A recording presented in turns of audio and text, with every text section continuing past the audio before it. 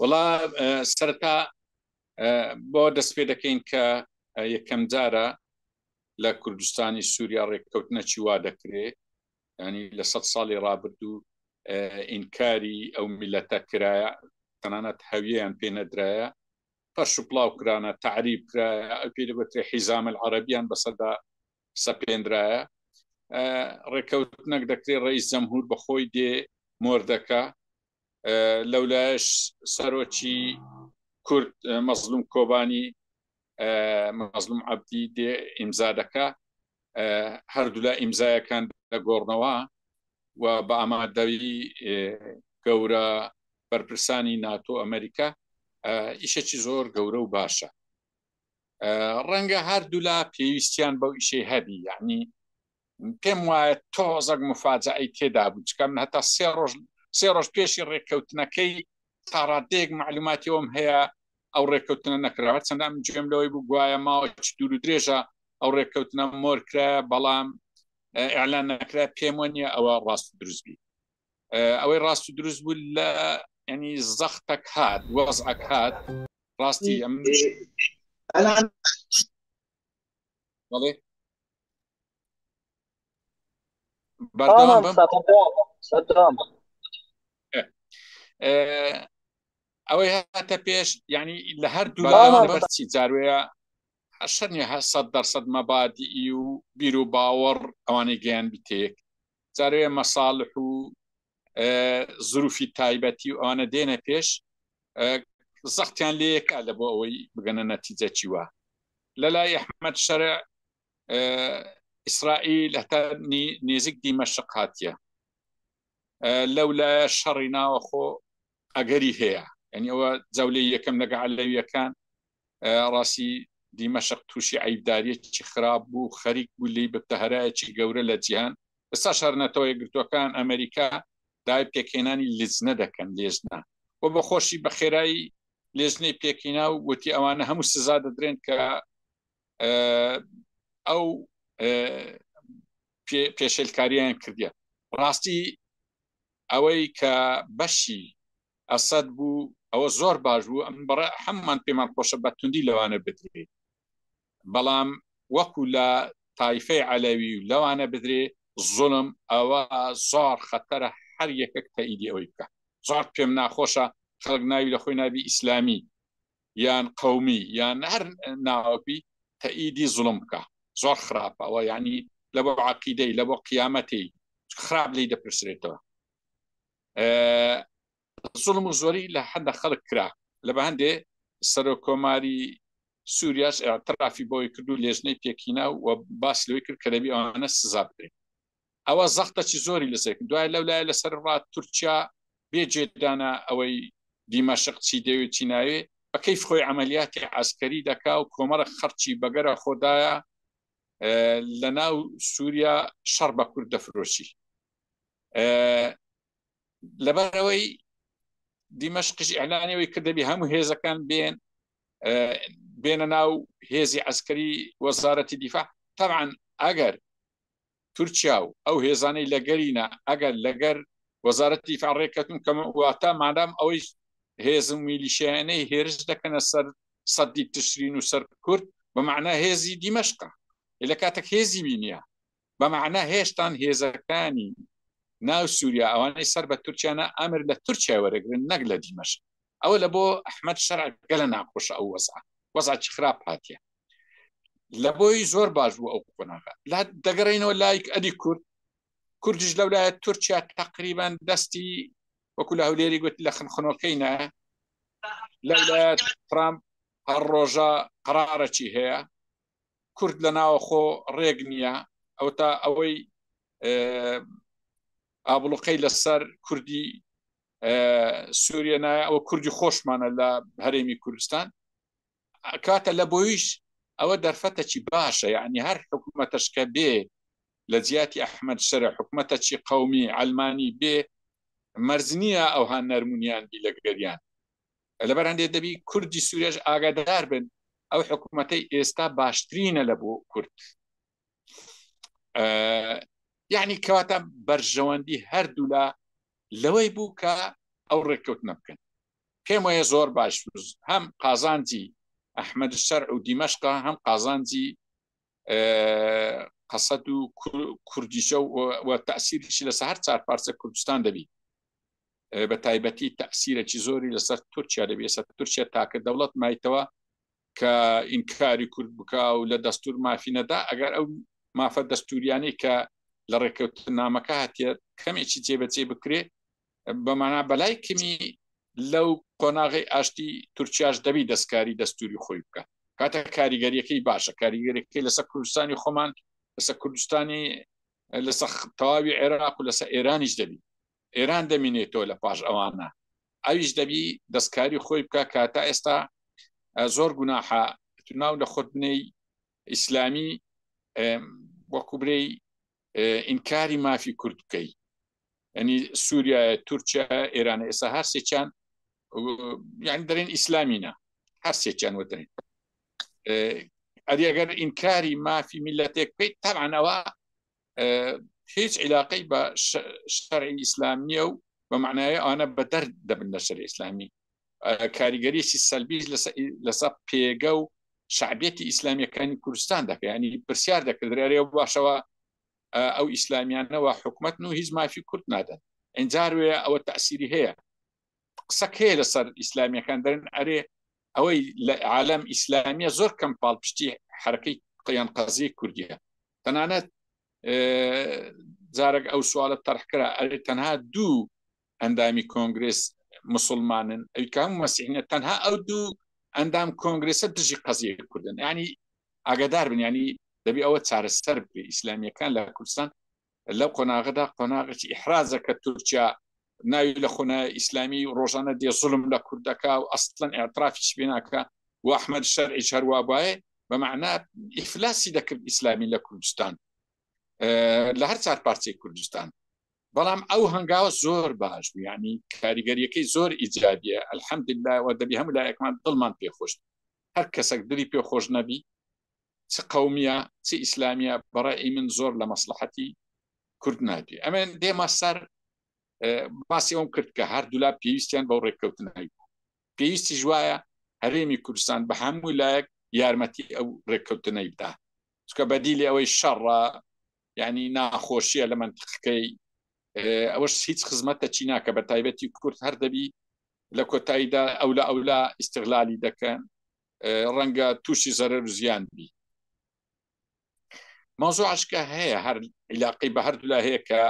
هەردوولا ئەگە استراتیجیانە بیریان کردبیتەوە پێویستیان بەو ڕێککەوتن نامەیە و پێویستیان بەجێبەجێکردنەوە و پێویستیان بۆی هەیە کە هاریکاری یەکتر بکەن و هاریکاریەکەش جددیبی ڕەنگە لەو دەمەی نا شەرع بتوانی دەستبەرداری تورکیابی نا مەزنوع عەبدیش دەستبەرداری ئەمریکایبی وەزعەکە وایە ئەمە و داوایان لێ ناکەین چکە هەردوولا پاساوی خۆیان هەیە ئەحمەد شەرع ڕەنگە دەستبەردار وەلەو دەوڵەت تا ڕەنگە تاڕاتێک بتوانێت بەڵام کوردی سووریا بەهیچ ناوعەک ناتوانن چکە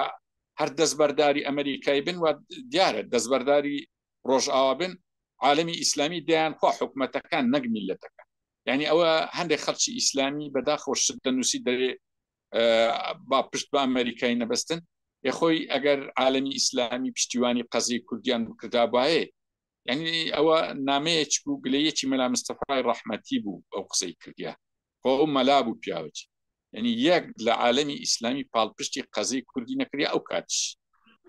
کەواتە ناچارە ینی ناچارە پەنا لە بووە ممانەوەی یعنی ئەوە هیچ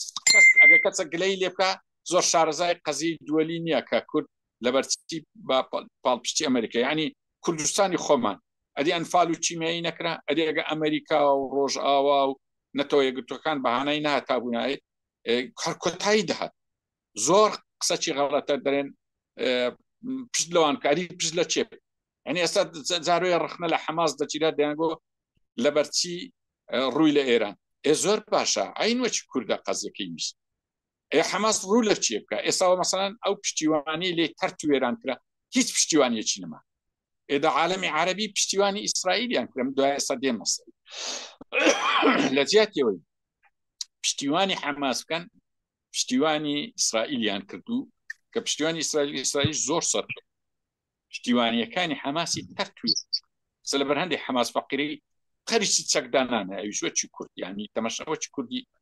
سەر و ئەوە لەبەر چی وای لەیاتی لەبەر ئەوەی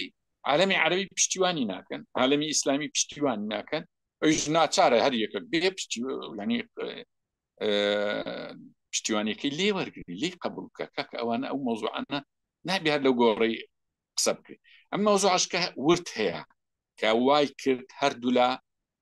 لە بۆ یەک بێنەوە ڕاستی ئێستا تەکنۆلۆجیای دەوڵەتان زۆر متەفاوقە زۆر لەگە چەکی میلەتان ئی قەرنی هەژدە و نۆزدەیە چەکی دەوڵەتان بە تایبەتی ناتۆوانە ئی سەدەی بیستویەکە لە مەدار جیۆسی ڕاتەحەکوم پێدەکرێ یعنی هیچ جۆرە مقاومە پێنەکە وەکو دەیبین ڕۆژانە کە تورکیا چ لە کوردەکانی سەرو دەکا ئەسڵەن لە هیچ شوێنێک وجودیانی نەهێشتە ئەین تەر توێرانی کردینە ڕاستی پێکەن بە هەمان شێوە ئیسرائیل چی لە حەماس کرد چی لە حیزب الله کرد چی لە ئەوی پێدەگوترێت جەبهەی مقاومە کرد ئیسرائیل وای لێکردن زاروێ لێک غارب نزیکەی 95 لە قیادەکانی ئیسلامیەکانی شەهید کردێت ئەجا ئیسلامی هەر لایەک ینی چی حەماس چی حیزب الله چی بەرەی مقاوم مهم ئەوەیە زەربەی زۆر گەورەی لیدان لەبەرەوەی لێرە بەولاوە ئاگادار بن هەم دێزاینی بزوتنەوەی ڕزگاری خوازی میلەتان هەم دێزاینی بزوتنەوەی ئیسلامیەکان سەخت حەزەکەمەوەی زۆر بە وردیجی لێ ڕابن ئیسرائیل ئێستا وەکو ئیسرائیلی پارنیە ئیسرائیل زۆر سەرکەوت ئەو سەرکەوتنە معنای ئەوە نییە بەرامبەرەکەی بێغیرەتن بەرامبەرەکەی شکستێنی نەخێت بەرامبەرەکەیان چە حەماسە چه حیزب اللهە چه حوسیە چه ئێرانە چه ئەوان تێ ڕاستی تەکنۆلۆجیایەکەیان زەعیف بوو نەیتوانی بەرامبەر ئەوانە ڕاستی بە تایبەتی قسە لەسەر حەماسە حەماس بەس توانی خۆی ڕاگری و خواخوای بوو دەستی بگاتە شەڕ ڕاوەستانە ینی ناچاریە ئاگادار بین ئەمە ینی ئێستا کەش خەمی گەورەی هەمومان ئەوەیە جارشکە ئیسرائیل دەترسین ئەسران ئیلتیزام بەو هودنەی ئێستانەکە کە وەکو برێ ڕزگاریەکە لە بووان ینی ئەمە با لە جێوە قسەی گەورە نەکەین لێرەکە بڕۆ لە جێ حەماس بە فەقیرەی ئەو تەکنۆلۆجیایە گەورە کە لی دەدا ئەجەوە ڕەنگە هەیەدرێت لەبەرچی ئەو شەڕی کاکە ئەوە شەڕە کردی فەقیرەی ژێردەستە ژێردەستی ئیسرائیلە ئەوەی ژێردەستبی نابی حرەکەیەک بە ناوەنە حرەکەکەی کرد بەڵام وای لێ هات بەسەر هات خۆ ئەو مەرزوقی وای گوتێگە مانزانی با یەکجار و هات ئیسرائیل دەست دەوەشێنی نانەکرد کاکە ئیسرائیل دەستوەشانەکەی هەموو دنیا پاڵپشتی ئاگار لێبی ئێستا معلوماتمان نییە ئەوە پاڵپشتەکانی ئەمریکا و ناتۆ دیارە هاریکاریەکانی تورکیا لەگەریان لێمان بزرا بەڵام ئەوەی لە جارش کەش لێمان بزرا هاریکاریەکانی وڵاتانی عەرەبی ئەم دڵنیان پاش 5 ساڵ کە دەردەکەی ئەو مەسروفە ئیسرائیل لەو شەڕی کردێ زۆربەی لەسەر وڵاتانی عەرەبیە دەوڵەمەندەکانە هەر وەکو پێشترێ شەڕەکانی وەسیقەکان درەنگ دەردەکەون حەماسیش بە تاقیتان هەر لەوەی تووشی ئەو وەزعی بوو ئێستا ئیسرائیل سەرکەوتوو زۆر سەرکەوتووە ڕاستیەکەتان پێ بڵێم قسەی ئیسرائیل لە شەرق لەوسەد ئێستا قسەی ئەمریکا و ڕۆژئاوایە کەواتە وەزعی حرەکەتی ئیسلامی لە جیهان کەوتە قۆناغێکی نوێ زۆر جار باز لەوەی دەکرێت نیزامی نوێی عالەمی بەڕێ من ئەو قسە هەر لە خۆڕا دەکرێت ئێستا نیزامێکی نوێ لە بۆ شەرق لەوسەد هات ڕاستیەکەی ئەژ نیزامی ئەوەیە نابی چەک بەدەست دوولە بەدەست ئیسلامیەکان ببینێ بەدەست بزوتنەوەی ڕزگاری خوازی نەتەوەیەکانیش ببینێ کەواتە ئیسلامیەکان ئەو قۆناغی کە لە ساڵانی هەشتا دەستی پێکرێت پێ دەگوترێت سەحوەی ئیسلامی لە ساڵانی 25 ئەوی تقریبان کۆتایی دی بەڵام ئایا ئەوە کۆتایی سەحوەی ئیسلامیە و سەحوەی دین نەخێت ڕەنگە سەحوەی دینی بە جۆرە چتری مەدەنی بە جۆرە دەست پێ دەکاتەوە بەڵام بە جۆرە دێزاینشکە ئەو دێزاینە قەدیمەواتە ئەو شێوازە حیزبیەی ئیسلامیەکان دەبی وەکو شوعیەتی قەدیم زوو بەخۆکەون زوو خۆیان ڕابێنن لەگەر دێزاینێکی نوێ برێم چۆنە ئەوە نابێت بەڵام ئەو قسانەی دەکەم ڕەنگە ئێستا تۆزێک سەخت بی لە بۆ هەم ئەلمانیە قەومیەکان هەم ئیسلامیەکان بەڵام 4-5 مانجیتکە دڵنیامە ئەو قسانەی کە ئێستا بە نەزەری دەکەین ئەو کاتی بە چای خۆیان دەیبین هاتە مەشاکەن ئێستا ئەفغانستان چ دەورە بتوانی ببینی لە بۆ حەماس و فەڵەستین هیچ ئەحمەد شەرع جیرانی حەماسێ هیچ پێ دەکرێت نەخێر هیچ پێ ناکرێت تەماشاکە یعنی ئاگام بین حرەکاتی ئیسلامی لە جیهاندا کەوتە قۆناغەکی نوێ ئەو قۆناغە نوێ ئەگەجارشکە لە گفتوگوێشکە باز بکەین چەند گرنگە پیاداتی ئیسلامی لە ئێستاوە پێشڕەو بن ئەو قۆناغە نوێی لە ئێستا ڕسم کەن و داخل بن نەک ئەحداس پێیان بگۆڕن ئەوە لەبارەی ئەحمەد شەرع کە بەشێکە لە حرەکاتی ئیسلامی دەبی کۆتایی بەو مۆزوعی دەینم بۆی کە ئەحمەد شەرع و حرەکاتی ئیسلامی داهاتوو یان ئەوانەی ئێستا هیچ تر بەو میزانی سربەخۆی هەتا ئێستا کە جیهادی بوون و تەئیدی قەزیان کرد جیهان لێیان قبول ناکە ئەو جیهانەی ئێستا جیهانێکی زۆر زاڵمە بە تایبەتی ترامپ ینی بەڕاستی ئیشەکانی زۆر زوڵمە لە جیهانی فەقیر و هەژار کەواتە ئەدی چی لێ دەبێ هەر دەوڵەتێک بۆ نمونە شەرع ئێستا لەو قۆناغیدا یان هەر ئەگەر جیهاتێکی ئیسە دەبی بە مقیاسی ناتۆ و تورکیا و ئیسرائیل و قبولی ئەوانەبی چکە تورکیاش دەوڵەتێک چی ناتۆیە لە کۆتاییدا ینی بەشەکە لە خۆیان ئەوە لەبارەی حرەکاتی قەومیش ئەجا ئەوە عیلاقی بە ئەوەی لەسەر ئەحمەد شەرع کە بەشەکە لە حرەکاتی ئیسلامی لەو مەئەزەقەدا هاتووەدایە ئەدی بەڕێز مەزلوم عەبدی کە ئەیش بەشێکە لە حرەکاتی بزوتنەوەی ڕزگاری خوازی نەتەوەی یان نیشتیمانی کاکە ئەویش هەمان دەردا عینی تەکنۆلۆجیای بەرامبەر داگیرکەران ینی کە ئیسرائیل بەو شێوازە لە حەماس و لە حرەکاتی تریدا ئێمە کورد دەبی ئاگادار بین ئەوە داگیرکەرێکە لە داگیرکراو دەدا زاڵمێکە لە مەزلوم دەدا ئەمەش مەزلومین زاڵممان هەیە دەزانین زاڵمی ئێمەش ئەوا لێمان دەدا یعنی کەواتە ئەگەر بزوتنەوە ئیسلامیەکان کەوتنە مەئزەق و کەوتنە دێزاینێکی نوێ عینی بزوتنەوەی ڕزگاری خوازی میلەتانی داگیرکراو لەژێر هەمان شێوازە بۆیە هەردوو لە زۆر پێویستیان پێکێت کەواتە ئێستا زۆر قۆناغەکی گرنگە ئیسلامیەکانی کوردستان و ئەلمانیە دڵسۆزەکان ئەمە نارێم ئەوانەی کە گەندڵ حەقوی حیوار بکەن ئاگایان لێبی جیهان کەوتە جیهانێکی نوێ هیچ کە پێویست بەو تێک جیرانی ناکە هیچ سوودی نیە ئاگایان لە خۆ نییە ئەوانە پێی دەگوترێ ئاش و تەڕاش لەسەر تەڕاش شەڕ دەکەن یان لەسەر شتێک شەڕ دەکەن هەردوو لا مەزلومن هەردوو لا پێویستیان بێکرێ ئەو ڕێکەوتن نامەی ئەحمەد شەرع و مەزلوم عەبدی حەقوی ببتە هۆی ڕێکەوتنی دەستپێکردنەوەی حیواری ئەلمانی و ئاینی لە کوردستان حەقوێت سەر تا سەری زوتنەوەی ڕزگاری خوازی میلەتان لە جیهاندا لەگەڵ هاتە پێش کە ئیسرائیل لی محوەڕێکی بەقووەتە ینی چ ئەنجامێکی دەبی وە چۆن خۆیان لە بۆ چارەسەر بکەن یعنی چ بکەن بە کورتی ئەوە گرنگە لێرەدا ئەو هەنگاوانە بەڕاستی وای کرد ئەوانە بیر قوڵ بکەنەوە و بیریان قوڵ کردەوە ئەوانی کە زۆر زار دەنووسن بە عاتفی و یان ئەلمانیەکان دژی شەرع دەنووسن یان ئەلمانیەکان دژی حەماس دەنووسن بە پێچەوانە ئیسلامیەکان دژی کوردی سووریا دەنووسن دژی ئیسرائیل ڕاستی ئەوە ئیشتیباکەکە یان شەڕەکە هیچ سوودی نییە ئێستا پێویستی بۆی هەیە لێک تێگەیشتنەکی باش هەبی ئەم دەگەڕێمەوە سەر ڕێکەوتنامەکەی تەمەنەوە ئەو مۆزوعانەی باسم ڕاستی تەفاسیلی زۆرە وردەکاری زۆرە بەڵام من هەروە بە کورتی باسم کرد ئەو دەبی ئاگامان لێبی ئەمە لە هەموو